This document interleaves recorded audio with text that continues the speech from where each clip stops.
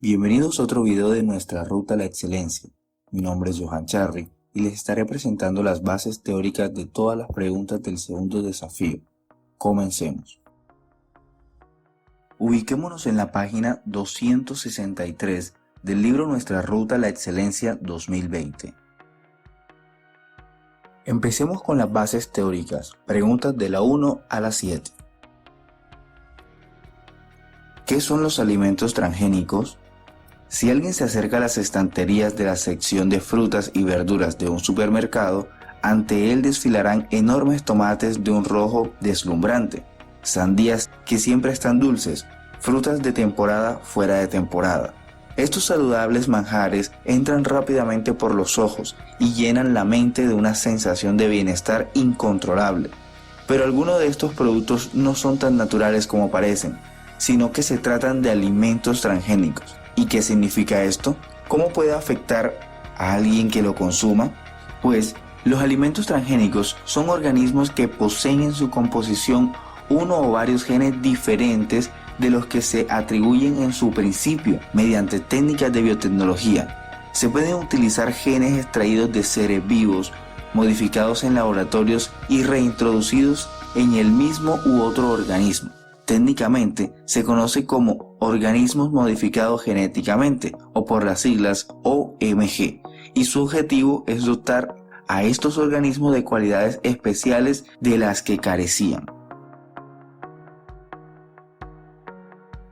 Ventajas de los alimentos transgénicos. Los alimentos transgénicos plantean dudas y de hecho existe un intenso debate entre sus detractores y defensores. Las principales ventajas de los alimentos transgénicos son varias. Como tal, aumentar la producción de alimentos. Uno de los beneficios de los alimentos transgénicos es que son más eficientes en términos productivos. Si pensamos en una hectárea de cultivo, nos daremos cuenta en que se trata de un espacio limitado de producción. Sin embargo, haciendo uso de alimentos transgénicos, se podrá aumentar la producción sin necesidad de ampliar el área de cultivo, lo que no solo traerá beneficios al agricultor al tener una cosecha mayor desde una perspectiva cuantitativa, sino que también reducirá la necesidad de destinar más suelo a la actividad agrícola. Como segunda ventaja, tiene la posibilidad de solucionar el hambre en el mundo.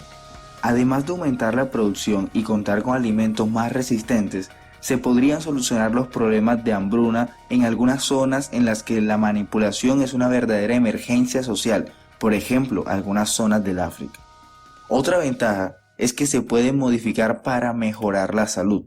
Por otro lado, al menos en teoría, los alimentos transgénicos se podrían diseñar de tal forma que aumenten sus nutrientes. De este modo, se trataría de alimentos que favorecerían la salud de los consumidores, por ejemplo, haciendo que una verdura tenga una mayor cantidad y calidad de vitaminas, o haciendo, por ejemplo, que alimentos de origen animal y que son insanos debido al alto contenido en grasas saturadas, por ejemplo la carne de cerdo, produjese de forma natural grasas saludables como el omega 3. Esto es un ejemplo. Desventajas de los alimentos transgénicos. Los peligros que actualmente tienen los alimentos transgénicos van más allá de lo que pueden causar en la salud. Si bien el campo de la salud es muy importante y sigue siendo materia de investigación, también hay otros riesgos importantes que se debaten día a día entre naciones y organizaciones preocupadas por la situación. Uno de ellos es que afecta al medio ambiente. Los cultivos transgénicos implican el aumento en el uso de productos tóxicos en la agricultura.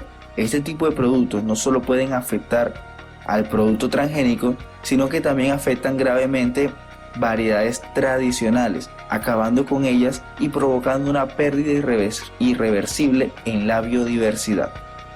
Se han conocido casos en que los agricultores se han visto obligados por ley a solo cultivar semillas transgénicas y, como consecuencia, se ha ido perdiendo la semilla tradicional. Otra consecuencia es que tienen un impacto negativo en la economía. ¿Cómo así? El desarrollo de los transgénicos está en manos de unas pocas empresas multinacionales que, por el momento, siguen expandiéndose a nivel mundial y que en cuestión de tiempo podrían acabar apoderándose del mercado de las semillas de todo el mundo y, obviamente, de la producción de alimentos. Este tipo de productos suelen tener mayor impacto en el mercado, ya que las alteraciones permiten crear productos con características que atraen mucho al consumidor. Además, suelen ser más económicas y están acabando con la producción de aquellos agricultores que siembran y cosechan productos naturales, pero que no pueden ser vendidos a precios tan bajos como los transgénicos. ¿Existen consecuencias con el consumo de alimentos transgénicos? Bueno, pues tras largas investigaciones, experimentos y estudios, se han constatado hasta el momento de los siguientes posibles efectos negativos de los alimentos transgénicos. La número 1 es la aparición de alergias, debido a que estos alimentos contienen nuevas toxinas y alérgenos que con un impacto negativo en el organismo. Una prueba fue el caso del maíz Sterling 2000 en Estados Unidos. En la cadena alimentaria se encontraron trazas de maíz transgénicos no autorizados que podría haber provocado serias reacciones alérgicas.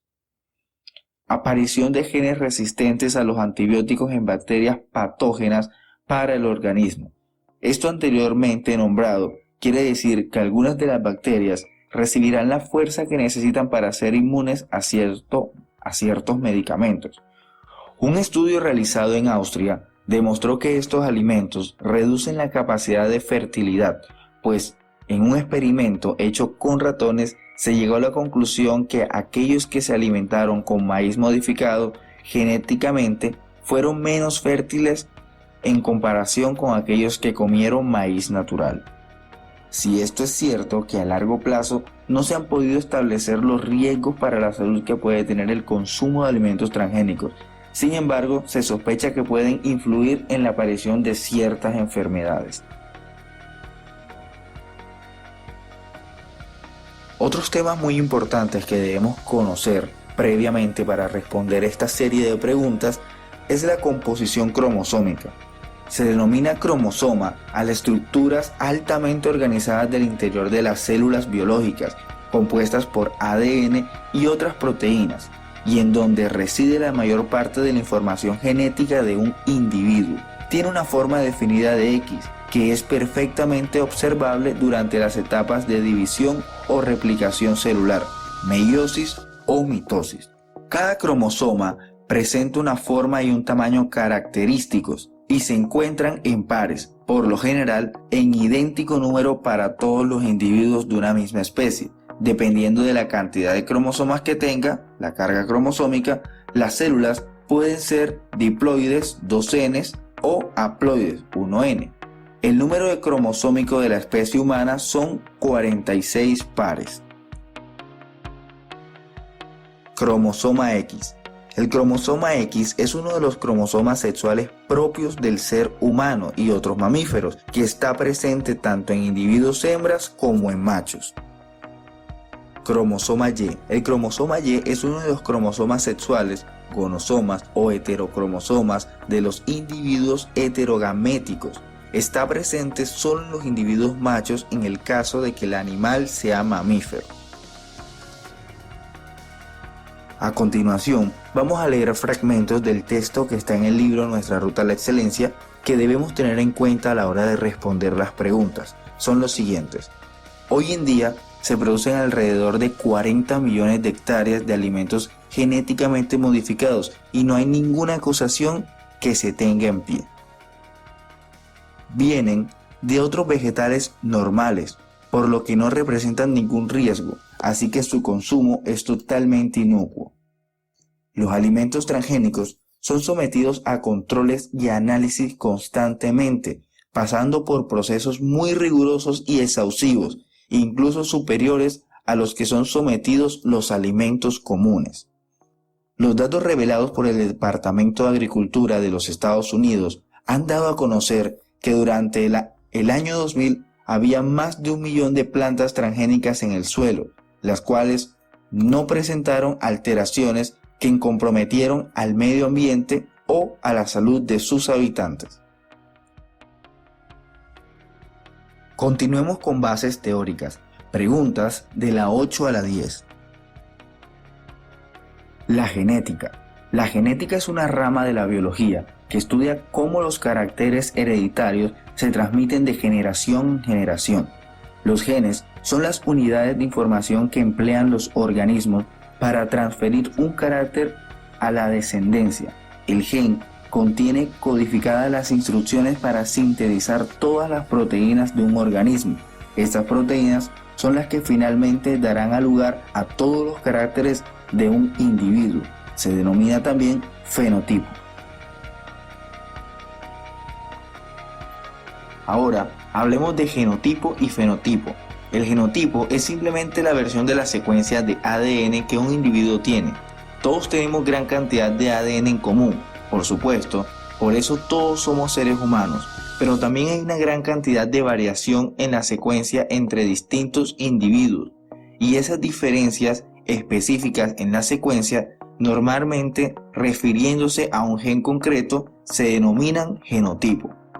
Hoy en día, con nuestra capacidad de detectar muchas diferencias en la secuencia de diferentes individuos, el término genotipo ha adquirido una connotación que se refiere más a una diferencia en la secuencia en un lugar concreto en un gen específico. En biología y específicamente en genética se denomina fenotipo a la expresión del genotipo en función de un determinado ambiente.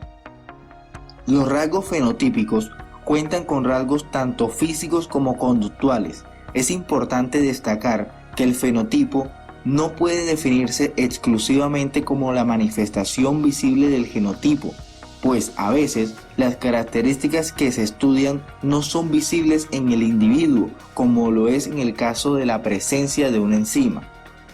En pocas palabras, el fenotipo es... Ahora, algunos fragmentos para tener en cuenta del contexto. Preguntas de la 8 a la 11. El desarrollo de nuevos métodos para la investigación genética en los últimos años ha transformado a esta disciplina en el centro de la biología y de la medicina en particular. En todas las áreas de la biología se recurre a los conceptos que gobiernan la herencia. Cuando se trata de variabilidad, existe en la naturaleza, así como también cuando el hombre transforma la naturaleza para su beneficio. El mejoramiento de las plantas y animales, la comprensión de la patología humana y producción de medicamentos por medios de la biotecnología. Ahora, continuemos con la pregunta número 12. La Amazonia o la Amazonía es la región de Sudamérica que contiene la mayor selva tropical húmeda del planeta.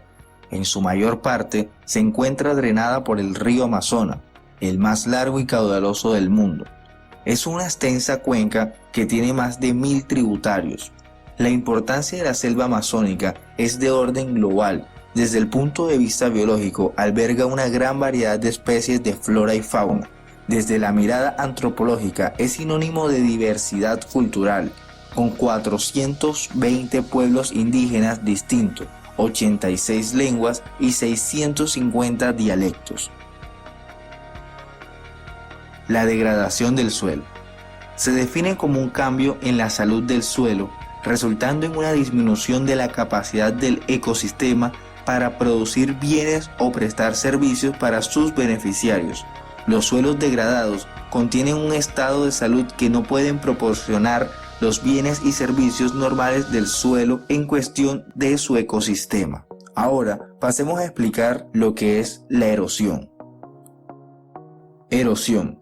Desgaste y modelación de la corteza terrestre causados por la acción del viento, la lluvia, los procesos fluviales, marítimos y glaciales por la acción de los seres vivos. En pocas palabras, lo que vimos en las imágenes anteriores, el desgaste del suelo y la corteza terrestre. A continuación, explicaremos las preguntas de la 13 a la 16. ¿Cómo funciona la red móvil? Bueno, los teléfonos móviles funcionan enviando y recibiendo señales de radio de baja potencia. Las señales se intercambian con antenas que están conectadas a transmisores y receptores de radio. Todas las antenas que vemos en la gráfica pertenecen a un subsistema de radioestaciones. Las estaciones base están conectadas al resto de las redes de telefonía fija y móvil y pasan la señal hasta llegar a su destino.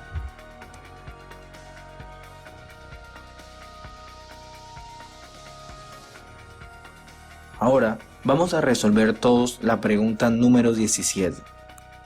Una muestra de agua de una región rural fue sometida a diferentes tipos de tratamiento para eliminar los contaminantes que pueden causar problemas de salud en el ser humano. La siguiente tabla muestra el nivel de las diferentes contaminantes después de los tratamientos. La siguiente gráfica nos muestra los contaminantes y los tratamientos utilizados con cada contaminante. Vamos a analizar el primero, sólido en el agua. El tratamiento de luz ultravioleta vemos que está en nivel alto. Quiere decir que la luz ultravioleta no eliminó los contaminantes. El siguiente, el carbón activado, está en nivel bajo. Quiere decir que el carbón activado sí pudo eliminar sólidos en el agua. El filtro de arena vemos que es igual de efectivo que el carbón activado. El tratamiento con cloro vemos que no funcionó para nada, ya que los sólidos siguen en el agua y vemos que marca alto, que todavía están en gran manera en el agua. Hervir el agua durante 5 minutos vemos que no soluciona nada los sólidos en el agua. Entonces, así como hemos analizado esta parte, los invito a que ustedes analicen cada uno de los contaminantes y puedan llegar a la respuesta correcta.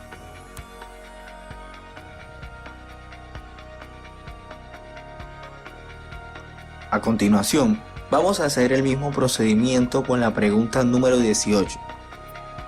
Vamos a leerlo. Durante varios años, un agricultor registra diariamente la temperatura ambiental al amanecer y se ha dado cuenta de que las heladas siempre ocurren en enero. Al revisar los datos del último año, observa que las temperaturas cercanas a los 0 grados centígrados se presentaron en marzo y no en enero, como en años anteriores. A partir de esta información, concluye que en el próximo año las heladas serán en marzo. Esta conclusión puede considerarse A, válida, porque el agricultor registró datos durante todo el año a la misma hora. B, válida, porque el agricultor midió la temperatura todos los días. C, inadecuada, porque el agricultor no analizó los datos en tablas y gráficas. D, inadecuada, porque el agricultor no tiene en cuenta la regularidad de años anteriores. Entonces, con todo lo anterior planteado, chicos, ¿cuál creen ustedes que es la respuesta correcta? Bueno, chicos, en esta pregunta el IFE nos pide que comparemos lo que nos están dando en el contexto con las opciones de respuesta. Como tal, hay 4 opciones de respuesta, pero si empezamos a descartar, podemos descartar 2, ya que 2 son válidas y 2 son inadecuadas. Ahora, nuevamente les pregunto, ¿cuál creen ustedes que es la opción de respuesta que más se acomoda al contexto? Porque si las leemos detalladamente, probablemente las 4 sean correctas y las 4 puedan resolver o nosotros podamos creer que son correctas, pero solo hay una que se acomoda al contexto y lo completa de mejor manera.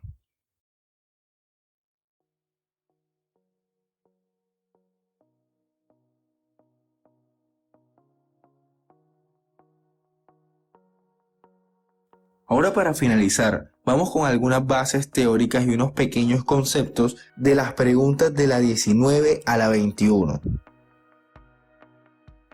Comercio ilegal de fauna y flora en Colombia. El comercio ilegal de flora y fauna es muy triste. Las principales especies que son víctimas de esta ilegalidad son los pericos bronceados, tortugas cicoteas y monos titigrises. Lo más triste de este comercio es que por cada individuo vendido, 10 individuos han muerto mientras se apresaban, se transportaban y se comercializaban. Veamos estas imágenes que nos acercan más a la realidad de lo que es el tráfico de fauna y flora en Colombia. Estos animales son sacados violentamente de su hábitat natural y son vendidos a turistas, entre otros muchos compradores que simplemente lo compran por ocio o por entretenimiento. Son muy pocos los que logran sobrevivir fuera de su hábitat natural, y los que alcanzan a sobrevivir lo hacen con de verdad mucha dificultad, ya que no son las mismas condiciones a las que están acostumbrados. Veamos el comercio ilegal. Muchas de las personas que venden estos animales son campesinos de la región que requieren un sustento económico. No hay registro de bandas criminales que se dediquen al tráfico de fauna, dijo Césped, el general. En las vías les ofrecen a los turistas o visitantes diversas especies de animales como tortugas, iguanas, osos perezosos, pericos, inclusive micos. La gente a veces los compra por pesar.